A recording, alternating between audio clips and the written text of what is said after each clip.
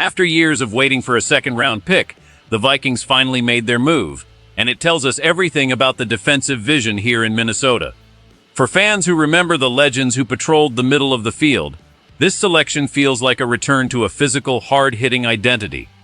I have been tracking the front office moves closely, and this decision carries a weight that stretches far beyond just one rookie linebacker. It is about a philosophy that defines our future success. Subscribe now for deep insights. Jake Golday is the newest name you need to know, and the way he arrived in Minnesota is a fascinating story of draft day strategy. Our team originally held the 49th pick, but the front office decided to execute a trade with the Carolina Panthers. By moving down just 2 spots to 51, we managed to turn a 6th-round pick into an extra 5th-rounder, showing a clear desire to maximize value. This marks a massive milestone because it is our first second-round selection since all the way back in 2022. During those intervening years, various trades kept us out of this crucial round, but the drought is finally over.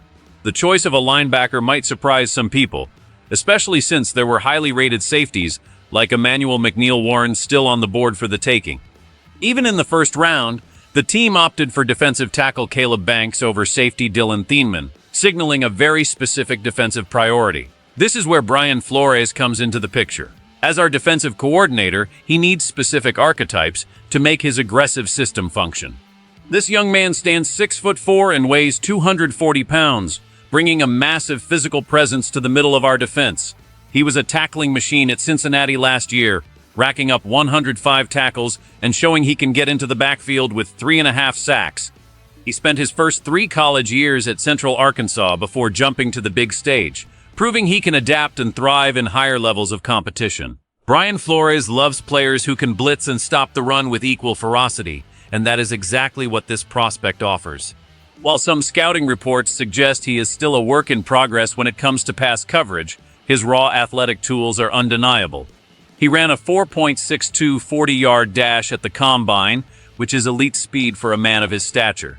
The team even hosted him on a top 30 visit, showing that this was not a panic move or a random choice. They did their homework, met with him personally, and decided he was the missing piece for this defensive unit. Now, the pressure is on to see if he can become a cornerstone. The decision to prioritize a linebacker in the second round reveals a deep belief in the current coaching staff's ability to develop raw talent. This young man is not just another body on the depth chart. He is a prototype for the modern NFL defender who can cover ground from sideline to sideline. When you watch his tape from Cincinnati, you see a player who attacks the line of scrimmage without hesitation. He does not wait for the play to come to him.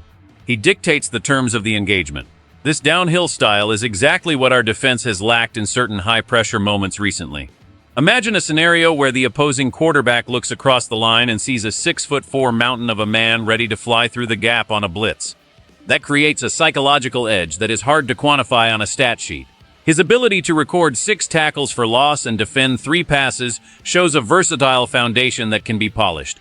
We have seen this story before where a physical specimen arrives with high expectations, but this situation feels different because of the environment he is entering. He is joining a room with established leaders who can show him the ropes of the professional game. The technical aspects of his game, particularly in coverage, will be the focus of the training camp. If he can learn to read the eyes of veteran quarterbacks, he could become a 3-down player much faster than the experts predict. The athletic ceiling here is incredibly high, and his reach allows him to disrupt passing lanes even when he is not in perfect position. For a fan base that has seen many second-round picks fail to launch in recent years, there is a cautious optimism surrounding this move. It is about building a defense that is not just functional but feared. The size and speed combination he brings is something you simply cannot teach. You can teach a player where to stand and how to drop into a zone, but you cannot teach that natural explosion. This pick is a gamble on traits, and the belief that our system is the perfect incubator for this specific brand of athleticism. This move matters right now because our current linebacker situation is more fragile than it appears on the surface. While we have Blake Cashman and Eric Wilson locked in as the starters for the upcoming season, there are real questions about the future. Blake Cashman is only under contract for 1 more year, meaning we could face a massive hole in the middle of our defense very soon. On the other side, Eric Wilson is 31 years old, and in NFL years, That is when the decline can happen suddenly. By bringing in a young, explosive talent today, the team is protecting itself against a disaster tomorrow. This could help them win more games by providing fresh legs in the fourth quarter when the starters are tired. It also creates a safety net in case of an injury, which we know is a constant risk in this physical sport. If one of our veterans goes down, we no longer have to rely on a journeyman or an undrafted free agent. We have a high-pedigree second-round pick who was hand-selected for this exact scheme. Beyond the defensive snaps, he is going to be a force on special teams immediately. This is how games are won or lost on the margins. A blocked punt or a big tackle on a kickoff return can change the momentum of an entire season. The direct outcome of this pick is a roster that is deeper and more resilient. It signals that the front office is no longer just looking at the next Sunday, but they are looking at the next 3 years. They are tired of the revolving door at linebacker and want a homegrown success story. The last time we truly hit a home run in the second round was Brian O'Neill back in 2018. Since then, the results have been a mixed bag of disappointment and missed opportunities. By choosing a player with these specific physical tools, the team is betting that they can end that unlucky streak. It makes the defense faster, more aggressive, and significantly more physical at the point of attack. This is a clear investment in the soul of the defense. Let's consider the two paths this story could take because the stakes are incredibly high for our defense. In the best-case scenario, this young linebacker becomes the protege of our veterans and absorbs the playbook like a sponge. He enters the rotation early, making splash plays on third downs and terrorizing quarterbacks with his blitzing ability. By mid-season, he is pushing for a starting role, and by next year, he is the undisputed leader of the unit. This would mean the front office finally solved the second-round curse and gave Brian Flores a weapon that changes how teams have to game plan against us. Our defense would jump from being good to being elite because of that extra layer of speed and size in the middle. But we have to be honest about the worst-case scenario as well. If his struggles in pass coverage do not improve, he could become a liability on the field. Opposing offensive coordinators are smart, and they will target a young linebacker who cannot stay with a fast tight end or a shifty running back. If he cannot master the mental side of the game, his physical gifts will go to waste. We have seen talented players before who simply could not grasp the complexity of a professional system. If this pick fails, it will be another wasted second-round asset during a window where we need every cheap, young talent we can find. It would mean we passed on a talented safety like McNeil Warren for a project that never quite panned out.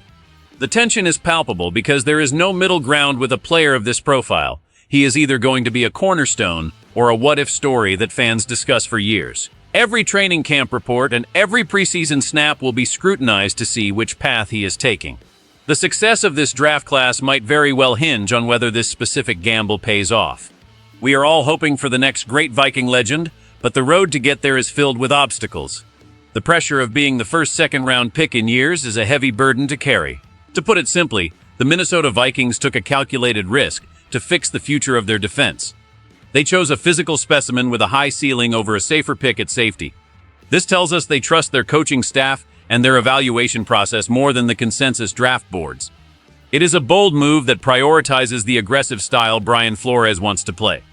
We have needed a player who can bring this level of intimidation back to our stadium. But now I have to ask you, the fans who have seen it all, be honest with me. Do you think passing on a top safety to take a project linebacker in the second round was the right call? Would you have stayed at 49, or do you like the trade for extra value? This is a defining moment for the direction of our defense, and your voice matters. Let me know your thoughts in the comments below. If you want the most in-depth Vikings coverage from someone who lives and breathes this team, make sure to hit that like button. Subscribe to the channel and turn on notifications so you never miss a breaking update. We are in this together.